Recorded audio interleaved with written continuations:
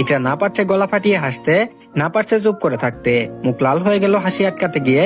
কোনো মতে ঠোঁটে চাপা হাত দিয়ে সে ধারার দিকে তাকালো। ধারার চোখ রক্তবর্ণ হলো। হাতের কাছে থাকা বালিশটার দিকে একবার তাকালো, ভাবলো সেটা তুলে নিয়ে আসার মারবে শ্রাবণের দিকে, কিন্তু তার আগেই ইকরা আর হাসি থামাতে না পেরে পেটে হাত দিয়ে হাসতে শুরু করে। তারা ইকরার হাসি দেখে ঠোঁট উল্টে তাকায় শ্রাবণের দিকে। শ্রাবণও কম যায় না, সেও তো রাগ করে আছে, তাই পাত্তা দেয় না ধারার আগে, বরং নিজেই চোখ রাঙিয়ে এগিয়ে আসে। ধারা বালিশ আঁকড়ে মুখ ফুলিয়ে রইল। শ্রাবণ গম্ভীর হয়ে গরম দুধটা হাতে তুলে নিয়ে বলল, এখন মুখটা বন্ধ করে এটা খাও। বুড়ি বাচ্চারা দুধ না খেলে রাতে দুঃস্বপ্ন দেখে। আর এদিকে সাদিক যখন হাসি মুখে বাড়িতে ফিরল, তখন কণিকা জরিনা খাতুনের সাথে মাছ করতে ব্যস্ত ছিল। টিনের বেড়ার মতো দরজাটা খোলার শব্দেই কণিকা বুঝেছে যে সাদিক এসে গেছে। সারাটা দিন লোকটার কোন রকম ঠিক ঠিকানা না পেয়ে বেচারি মেয়েটা অনেক চিন্তা করছিল। তাই সাদিক যে এসেছে এটা বুঝতে পেরে সে আর কোনো কিছু দেখলো না, সাথে সাথে চমকে গেল। জরিনা খাতুনকে তুয়াক্কা না করে ছুটে গেল সেদিকটাই। গায়ে থাকা শার্টটা ভিজে জপজপে হয়ে গিয়েছে। ক্লান্তিতে অবশ হয়ে যাওয়া শরীরটা নিয়ে সাদিক বাড়িতে ঢুকছিল, কিন্তু চঞ্চলা রমণীর ছুটে আসা দেখে তার মুখের হাসিটা আরেকটু দীর্ঘ হলো। কণিকাকে দেখেই সাদিক খুশি মনে এগিয়ে আসে। কণিকাও সময় নষ্ট করলো না, এক দৌড় দিয়ে একদম সাদিকের কাছে এসে দাঁড়ালো। জিজ্ঞেস করলো অস্থির হয়ে, কোথায় গিয়েছিলেন আপনি? সারাদিন কই ছিলেন? খাওয়া দাওয়া করেছেন?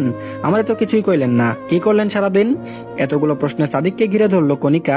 প্রশ্নগুলো সাদিকের কর্ণগহ্বরে বেশ ভালোভাবেই পৌঁছেছে, কিন্তু মনকে ছুঁতে পারলো কণিকার অস্থিরতা। তার প্রতি কণিকার অতি যত্নে লুকিয়ে রাখা ভালোবাসাটা বোধহয় মনের ছোঁয়াতেই টের পেল সাদিক।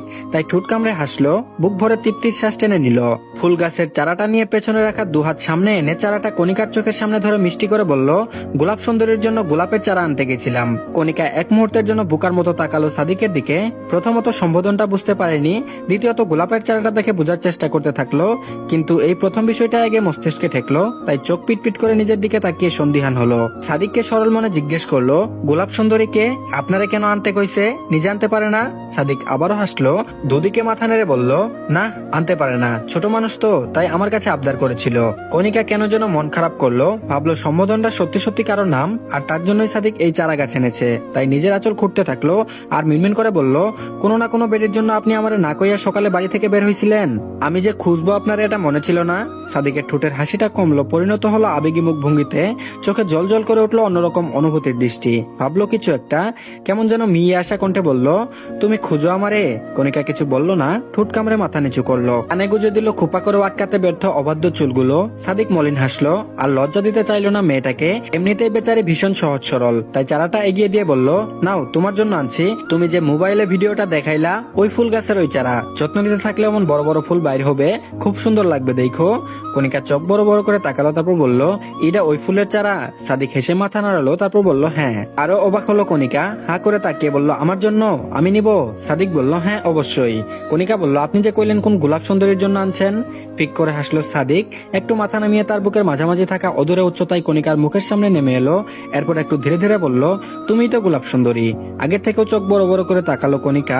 সাদিক ঠোঁট কামড়ে হাসলো, তা দেখে চোখ শুরু করে বলল, গালের মতো এখন চোখগুলো রসগোল্লার মতো লাগছে। তুমি তো দেখি গোলাপ আলু, এত বড় বড় চোখ করে তাকাও কেন? কণিকার চোখের আকার তবুও কমলো না, সে অবাক হয়ে বলল, আমি কেমনে গোলাপ সুন্দরী? সাদিক পূর্ণ দৃষ্টিতে তাকালো কণিকার দিকে, একটু একটু করে মিষ্টি চেহারায় চোখ বুলিয়ে নিল। পা থেকে মাথা পর্যন্ত ভালো করে দেখে বলল, লাল রঙের শাড়িতে তোমাকে গোলাপ সুন্দরী লাগে, খুব ভালো মানায়, আমার পছন্দ হয় তোমারে। কণিকা ফট করে নিজের দিকে তাকালো। হ্যাঁ, সে আজ লাল রঙের শাড়ি পরেছে, সেই লাল রঙের শাড়ি যেটা সাদিক শহর থেকে কিনে এনেছিল। সাদিকের কথা এবার বোধহয় লজ্জা পেল কণিকা, আমতা আমতা করে কিছু একটা বলতে চাইলো, কিন্তু বলার মতো কিছু না পেয়ে শুধু বলল, গাছটায় কতদিন পর ফুল ফুটবে? বড় হলেই ফুল ফুটবে? লাল টকটকা হবে তো?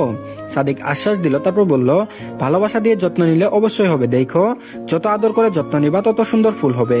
কণিকা আগ্রহী হলো, মাথা নেড়ে বলল, আচ্ছা। সাদিক হাসলো, তবে সে ভাবছে অন্য কথা। বিড়বিড় করে বলল, যেদিন তোমার আমার প্রণয় হবে সেই দিন ওই যেন এই গাছে ফুল ফুটে, সেই ফুল দিয়ে তোমায় সাজাই দিব, তোমার হাসি দেখবো, লাল গোলাপের পাশে আমার গোলাপ সুন্দরীর সৌন্দর্যে মুগ্ধ হব। কণিকা শুনতে পায়নি কথাটা, তাই জিজ্ঞেস করলো, কিছু কইলেন?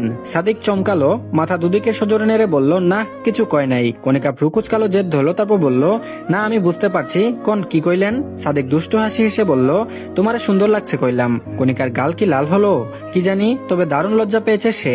লজ্জার সীমা বাড়ার আগেই সাদিক এবার পকেট থেকে নিমকি আর সিঙ্গারার প্যাকেটটাও বের করলো। তা দেখে উদ্গ্রীব হলো কণিকা, জিজ্ঞেস করলো এটা কি। সাদিক হাসলো, প্যাকেটটাও দিল কণিকার হাতে, তারপর বলল তোমার পছন্দের খাবার, খাইও। কণিকা প্যাকেটে চোখ বুলিয়ে নিমকি আর সিঙ্গারা দেখে খুশিতে লাফিয়ে উঠলো, প্রায় হেসে উঠলো খিলখিল করে। সাদিকও হাসলো তাল মিলিয়ে, দুজনে দুজনের চোখে চোখ রেখে হাসতে থাকলো। কোথায় যেন শুনেছিলাম এই জগতের সবচেয়ে সুন্দর দৃশ্য হলো স্বামী স্ত্রী একে অপরের চোখে চোখ রেখে হাসছে। এমন দৃশ্য মুগ্ধ করলো সদ্য উঠোনে হাজির হওয়া জরিনা খাতুনের। তিনি সাদিক আর কণিকার জন্য দোয়া করলেন মনে মনে, এভাবেই যেন হাসি খুশি থাকে দুজনে। এই তো প্রকৃতির অনুকূলে এসেছে, পাখিরাও হাসছে, আকাশও হাসছে, কালো মেঘ সরে যাচ্ছে সব জায়গা থেকে।